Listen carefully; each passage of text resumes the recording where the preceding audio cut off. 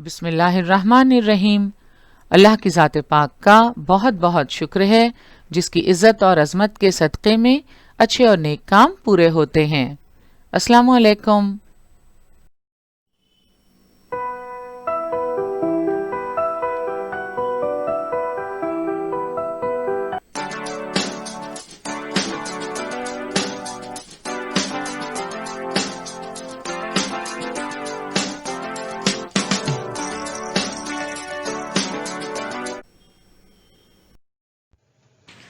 बृहन्मुंबई महानगर पालिका शिक्षण विभाग के तहत जारी वर्चुअल ट्रेनिंग सेंटर की जानिब से पेश होने वाले ई लर्निंग सेशन में आपका इस्तकबाल है।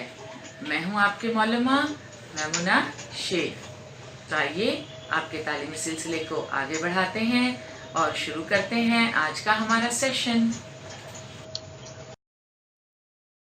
नहुम जमात में जुग्राफिया के इस सेशन में हमारा आज का मौजू है तिजारत यानी ट्रेड।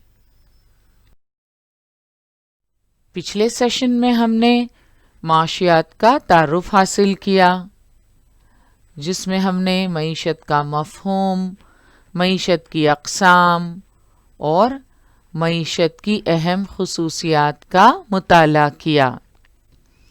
इस सेशन में हमारा मौजू है तिजारत। तिजारत एक अहम माशी सरगर्मी है। माशरे के लोगों की माशी ज़िंदगी एक दूसरे पर मुनहसर होती है। इस सेशन में हम तिजारत से मुंसलिक मुख्तलिफ इस्तिलाहात और तिजारत की अक़साम का मुताला करेंगे। मुख्तलिफ उलूम में मखसूस अल्फाज इस्तेमाल होते हैं जिन्हें उन उलूम की इस्तिलाहात या टर्मिनोलॉजी कहते हैं। इल्म माशियात में भी मखसूस इस्तिलाहात इस्तेमाल होती हैं। आज के सेशन में हम तिजारत से मुंसलिक कुछ इस्तिलाहात की तारीफ समझेंगे। इनमें तल्ब, तैयार या पैदा कुनिंदा, सारिफ या गाहक, इनके अलावा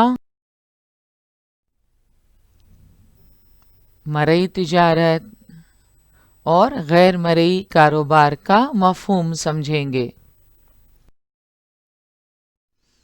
साथ ही साथ हम तिजारत की मुख्तलिफ किस्मों का भी जायजा लेंगे। इनमें अशिया की तादाद के मुताबिक थोक तिजारत और खुर्दा तिजारत, इलाकाई वुसअत के मुताबिक दाखिली तिजारत और बैनुल अक़वामी तिजारत का मुताला करेंगे। साथ ही साथ हम बरामदात व दरामदात, तिजारती तवाज़ुन, बैनुल अक़वामी तिजारती तंजीमें और फ़रोख्त कारी का मुताला करेंगे। सबक की शुरुआत में आपकी दरसी किताब में आपके लिए एक सरगर्मी है। आपके लिए हिदायत है, मंदरजा झैल मालूमात हासिल कीजिए। कौन सी मालूमात हासिल करनी है आपको? सबसे पहले रोज़मर्रा इस्तेमाल की जाने वाली 5 घरेलू अशिया की फहरिस्त बनाइए। ये तो बहुत आसान है। रोज़ाना हम बहुत सारी चीज़ें इस्तेमाल करते हैं। आपको उन 5 घरेलू अशिया की फहरिस्त बनानी है। ये अशिया कौन इस्तेमाल करता है? उसके सामने ये लिखिए कि ये अशिया आपको कौन फराहम करता है। फहरिस्त में दर्ज अशिया आप कहाँ से खरीदते हैं? तो आपको सबसे पहले रोज़मर्रा इस्तेमाल की जाने वाली 5 घरेलू अशिया की फहरिस्त बनानी है। यहाँ आप तस्वीर में देख सकते हैं कई चीज़ें हम इस्तेमाल करते हैं। आपको उसके बाद ये बताना है कि ये अशिया कौन इस्तेमाल करता है। फिर اس کے سامنے یہ لکھنا ہے کہ یہ اشیاء آپ کو کون فراہم کرتا ہے۔ اس کے بعد فہرست میں درج اشیاء آپ کہاں سے خریدتے ہیں۔ اس کے بعد آپ کو مزید چند سوالات کے جوابات دینے ہیں۔ خرید و فروخت کے عمل کو آپ کیا کہیں گے؟ ہم تو آپ کو ابھی بتائیں گے، مگر کیا آپ جانتے ہیں کہ خرید و فروخت کا یہ جو عمل ہے اسے کیا کہتے ہیں؟ اشیاء فروخت کرنے والا دکاندار اشیاء کے بدلے ہم سے کیا لیتا ہے؟ اور آخر میں آپ نے یہ اشیاء جہاں سے خریدی ہیں اس جگہ یہ اشیاء کہاں سے آئیں اور ان کا بنیادی ذریعہ کیا ہے؟ سب سے پہلے آپ کو فہرست تیار کرنی ہے۔ روزمرہ استعمال کی جانے والی 5 گھریلو اشیاء پر مشتمل۔ بہت ساری گھریلو اشیاء جنہیں ہم استعمال کرتے ہیں، یہ اسکرین پر آپ دیکھ سکتے ہیں۔ باورچی خانے میں استعمال ہونے والی اشیاء، آپ اپنی مرضی سے، اپنی پسند سے 5 گھریلو اشیاء کی فہرست بنائیے۔ 5 گھریلو اشیاء منتخب کرنے کے بعد آپ کو یہ بتانا ہے کہ یہ اشیاء کون استعمال کرتا ہے، یہ اشیاء آپ کو کون فراہم کرتا ہے، فہرست میں درج اشیاء آپ کہاں سے خریدتے ہیں۔ ہم سبھی اپنی ضرورت کی اشیاء قریبی دکانوں، بازار یا مال سے خریدتے ہیں۔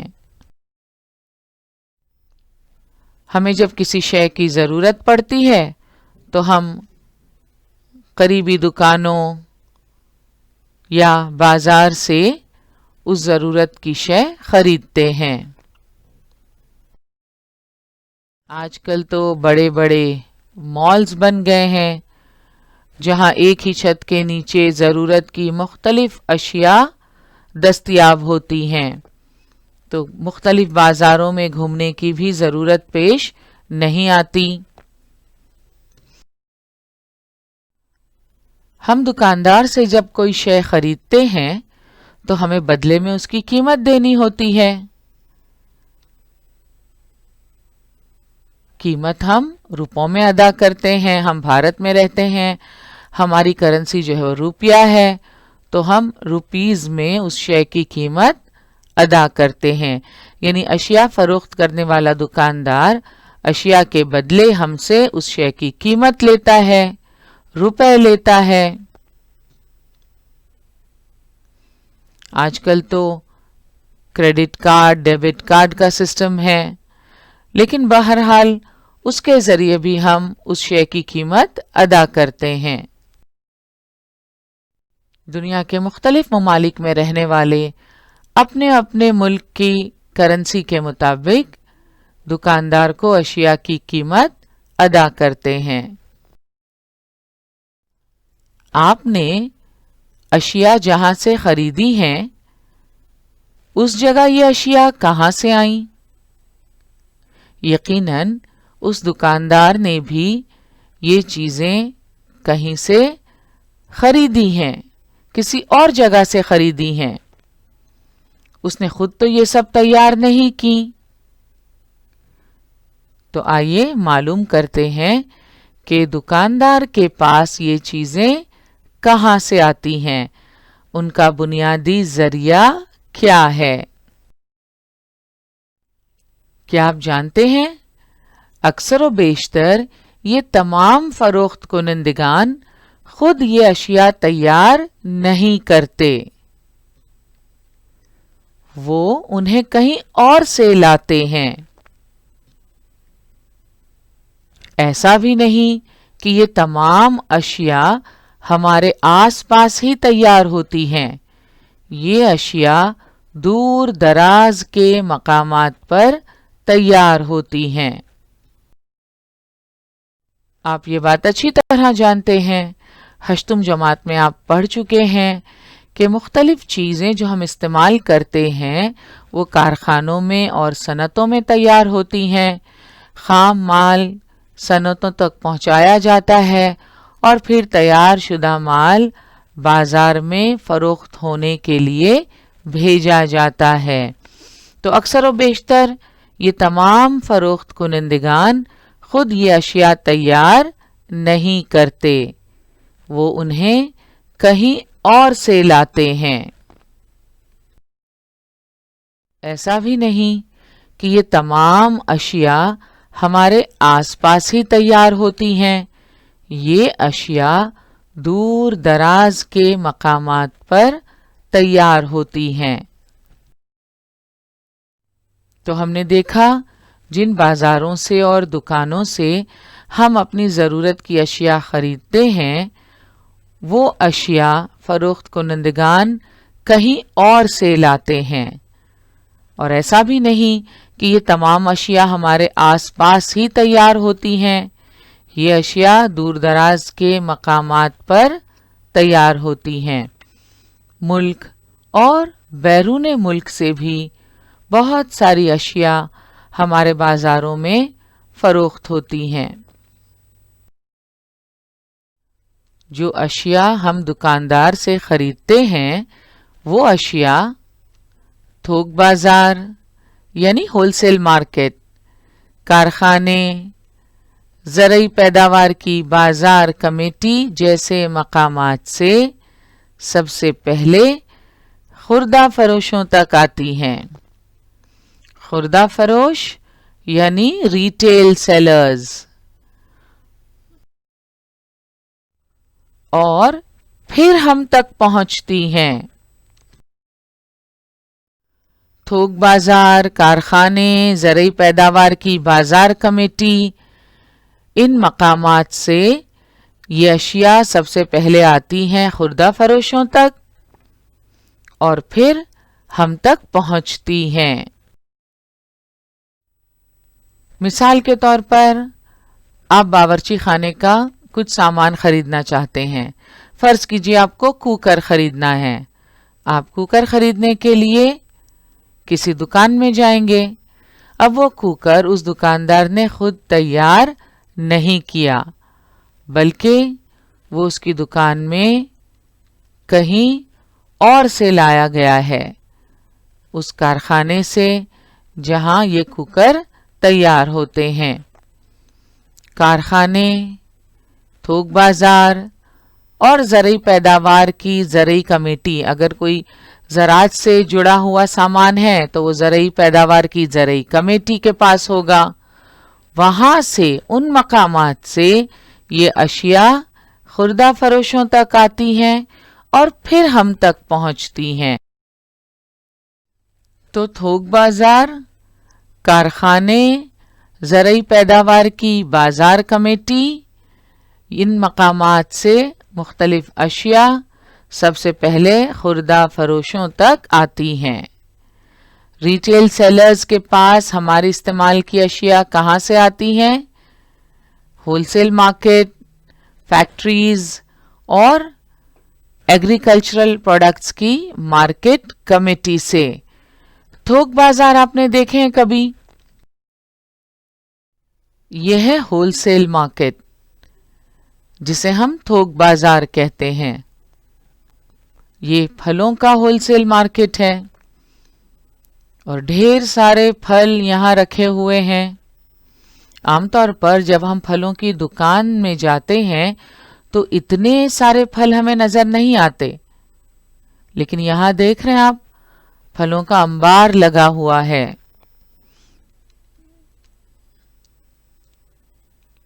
یہ مختلف اشیاء کا ہول سیل مارکیٹ ہے.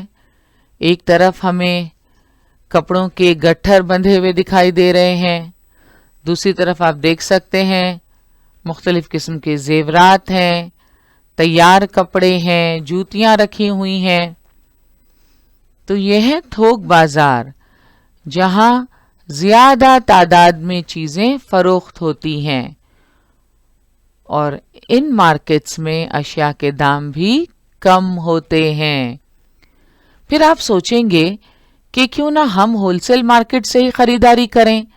جب چیزوں کے دام اتنے کم ہوتے ہیں تو کیوں ہم دکاندار کو زیادہ پیسے دیں؟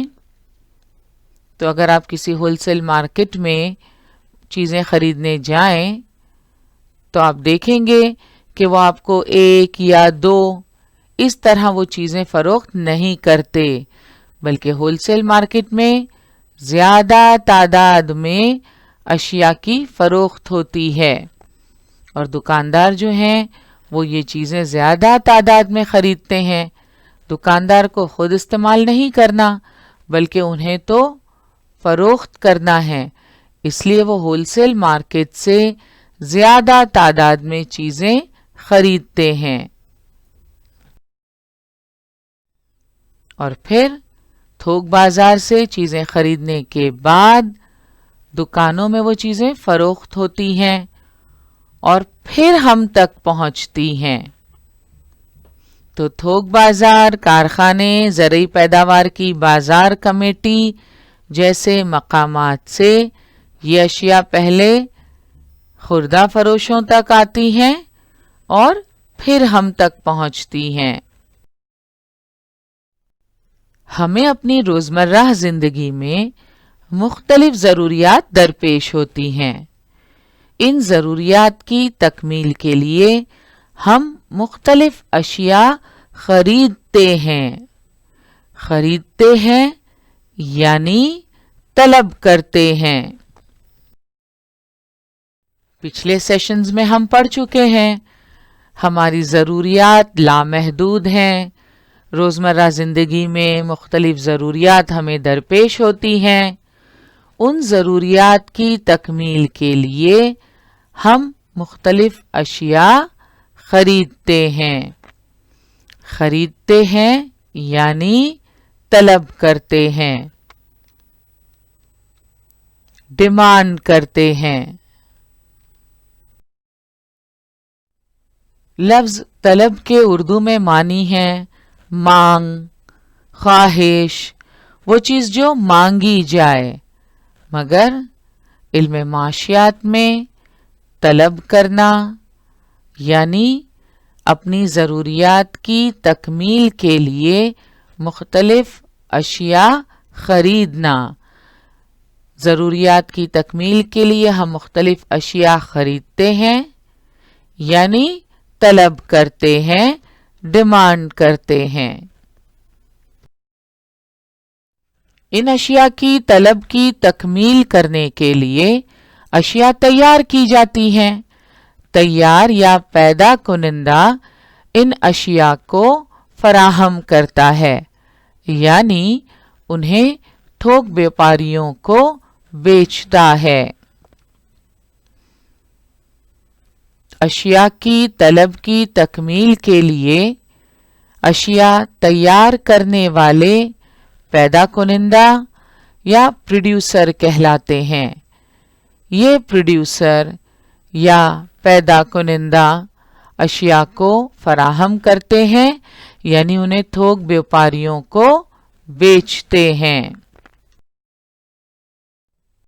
تھوک بیپاریوں سے یہ چیزیں دکاندار خریدتے ہیں اور پھر یہ ہم تک پہنچتی ہیں. مختلف اشیاء کی طلب کی تکمیل کرنے کے لیے اشیاء تیار کی جاتی ہیں.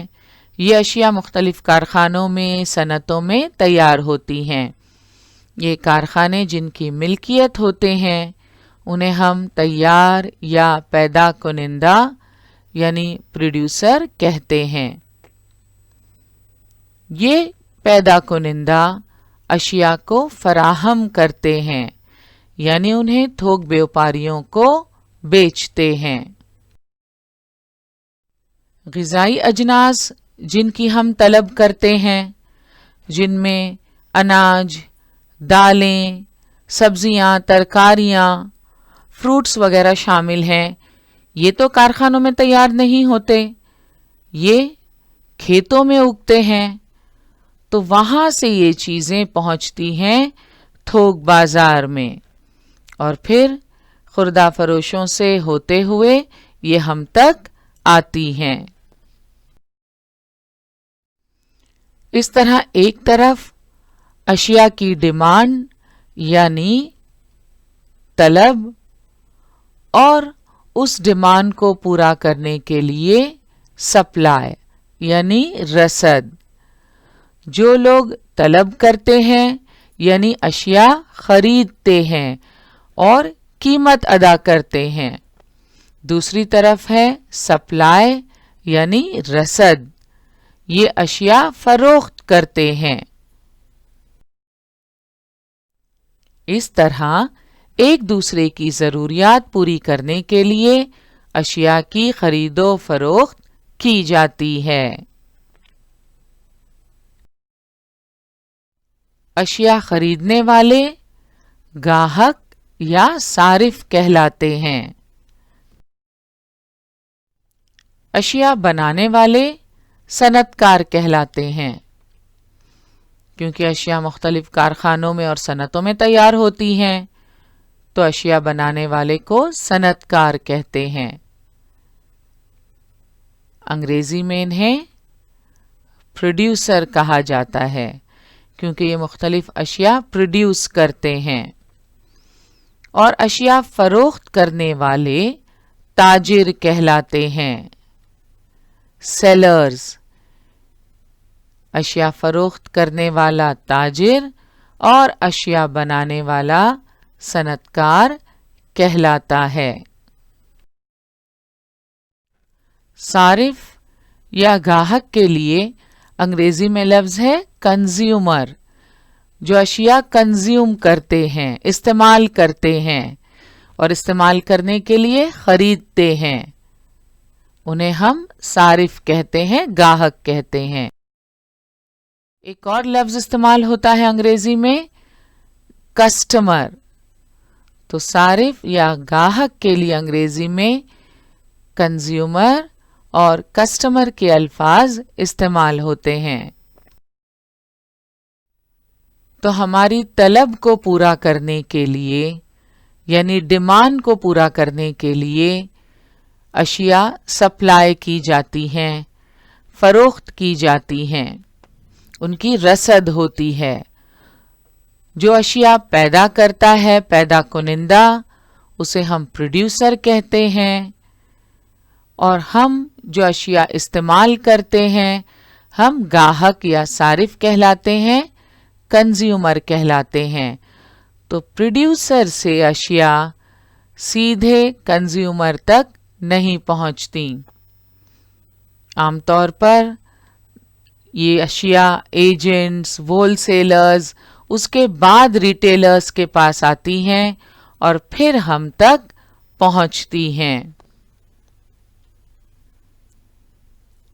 कभी कभी दरमियान में एजेंट्स नहीं होते, प्रोड्यूसर्स होलसेलर्स को, होलसेलर्स रिटेलर्स को और फिर रिटेलर्स से, इन दुकानदारों से हम अपनी ज़रूरत की अशिया खरीदते हैं।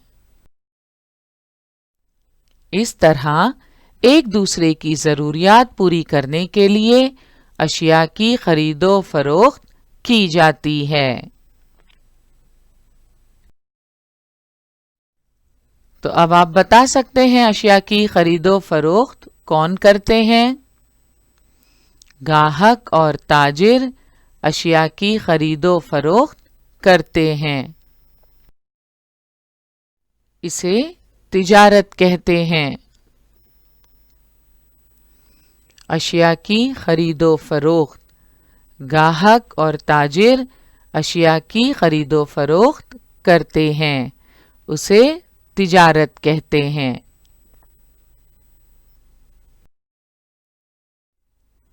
तो अब आप अच्छी तरह समझ गए होंगे तिजारत किसे कहते हैं। गाहक और ताजिर अशिया की खरीदो फरोख्त करते हैं। अशिया की खरीदो फरोख्त को तिजारत कहते हैं। अशिया की खरीदो फरोख्त को तिजारत कहते हैं। गाहक और ताजिर अशिया की खरीदो फरोख्त करते हैं। तो एक तरफ होते हैं गाहक जो अशिया خریدتے ہیں یعنی طلب کرتے ہیں. دوسری طرف اشیاء فروخت کرنے والے تاجر ہوتے ہیں. گاہک اور تاجر کے درمیان اشیاء کی جو خرید و فروخت ہوتی ہے اسے تجارت کہتے ہیں. ٹریڈ یعنی تجارت ایک اہم معاشی سرگرمی ہے. جو کچھ مطالعہ اب تک ہم نے کیا آئیے اس کا اعادہ کر لیتے ہیں. ہم اپنی ضروریات کی اشیاء قریبی دکانوں، بازار یا مال سے خریدتے ہیں. اکثر و بیشتر یہ تمام فروخت کنندگان خود یہ اشیاء تیار نہیں کرتے، وہ انہیں کہیں اور سے لاتے ہیں. ایسا بھی نہیں کہ یہ تمام اشیاء ہمارے آس پاس ہی تیار ہوتی ہیں. یہ اشیاء دور دراز کے مقامات پر تیار ہوتی ہیں. تھوک بازار، کارخانے، زرعی پیداوار کی بازار کمیٹی جیسے مقامات سے یہ اشیاء سب سے پہلے خوردہ فروشوں تک آتی ہیں اور پھر ہم تک پہنچتی ہیں. کیا آپ جانتے ہیں تجارت کا تصور زمانہ قدیم سے اپنا وجود رکھتا ہے. زمانہ قدیم اور عہد وسطیٰ میں تجارت کے لیے اشیاء کے تبادلے کا نظام رائج تھا جسے بارٹر سسٹم کہا جاتا ہے. اس نظام کے تحت اشیاء کے بدلے اشیاء کا لین دین ہوا کرتا تھا. مزدوری کے بدلے اناج یا اناج کے بدلے تیل، نمک، شہد یا دودھ وغیرہ اشیاء کا تبادلہ ہوا کرتا تھا. اس تجارت میں روپیوں پیسوں کا استعمال نہیں ہوتا تھا. آپ کو یاد ہوگا پنجم جماعت میں ماحول کا مطالعہ حصہ دوم میں ہم پڑھ چکے ہیں. پتھر کے جدید زمانے میں کاریگروں کو ان کے کاموں کا معاوضہ اناج یا دیگر چیزوں کی شکل میں دیا جاتا تھا. کاریگروں کو مختلف چیزیں بنانے کے لیے درکار خام مال دور سے لانا پڑتا تھا. اس کی قیمت بھی اناج اور اشیاء کے لین دین سے ادا کی جاتی تھی. اس طریقہ کار سے خرید و فروخت کے لیے تبادلے کا طریقہ رائج ہوا. تبادلے کا طریقہ یعنی بارٹر سسٹم. جب کچا مال، تیار اشیاء، روزمرہ کے استعمال کی دیگر چیزوں کو دوسرے مقامات سے درآمد کرنے کی ضرورت محسوس ہوتی تب بھی مبادلے کے طریقے کو بروئے کار لایا جاتا تھا. یہ آپ پڑھ چکے ہیں. اسے بارٹر سسٹم کہتے ہیں یعنی تبادلے کا نظام. لیکن اس قسم کے لین دین میں اشیاء کی قیمت کے تعین میں دشواری پیش آتی ہے. اس زمانے میں بھی یہی مسئلہ پیش آتا تھا. اب خود سوچیں، بارٹر سسٹم میں اشیاء کا لین دین ہوتا ہے. اگر مزدوروں کو ان کے اوزاروں کے بدلے اناج دیا جا رہا ہے تو کتنا اناج دیا جائے؟ یہی مسئلہ دیگر اشیاء کے تبادلے میں بھی پیش آتا تھا. لہذا کیا کیا گیا؟ اس مسئلے کے حل کے طور پر روپے پیسوں کا رواج شروع ہوا. جدید دنیا میں روپوں کے ذریعے ہی کاروبار ہوتا ہے. آج بھی گھر کے پرانے کپڑوں کے بدلے برتن اور ڈبے دینے والے دکاندار ہمیں دکھائی دیتے ہیں. کیا آپ نے کبھی اس قسم کے دکاندار دیکھے ہیں جو پرانے کپڑوں کے بدلے برتن اور ڈبے وغیرہ دینے کا کام کرتے ہیں؟ اکثر محلوں میں اور مختلف جگہوں پر ہمیں اس قسم کے لوگ دکھائی دیتے ہیں جو سر پر برتنوں کا ٹوکرا لیے ہوئے پھرتے ہیں اور اگر آپ قیمت دے کر ان سے وہ برتن خریدنا چاہیں تو وہ آپ کو نہیں دیں گے، بلکہ وہ پرانے کپڑوں کے بدلے میں وہ برتن دیتے ہیں۔ اور آپ اگر غور سے دیکھیں کبھی اس لین دین کو تو کتنی بارگیننگ ہوتی ہے، کتنی بحث ہوتی ہے، یہ طے کرنا مشکل ہوتا ہے کہ کتنے کپڑوں کے بدلے کون سے برتن ملیں گے، یا ایک مخصوص برتن کے لیے کتنے پرانے کپڑے دینے ہوں گے۔ قیمت کے تعین میں بڑی دشواری پیش آتی ہے، مگر پھر بھی ہمیں اس قسم کے دکاندار آج بھی نظر آتے ہیں۔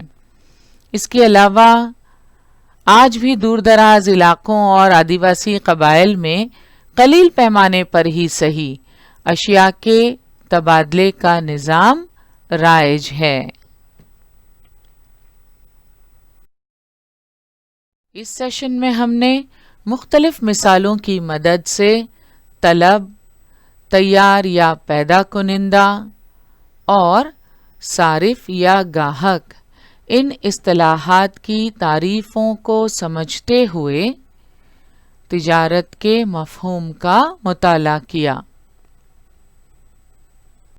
اگلے سیشن میں انشاءاللہ ہم تجارت کی اقسام اور تجارتی توازن کا تفصیلی مطالعہ کریں گے۔ آج کا ہمارا سیشن یہیں مکمل ہوا، انشاءاللہ اگلے سیشن میں ضرور ملیں گے۔ السلام علیکم۔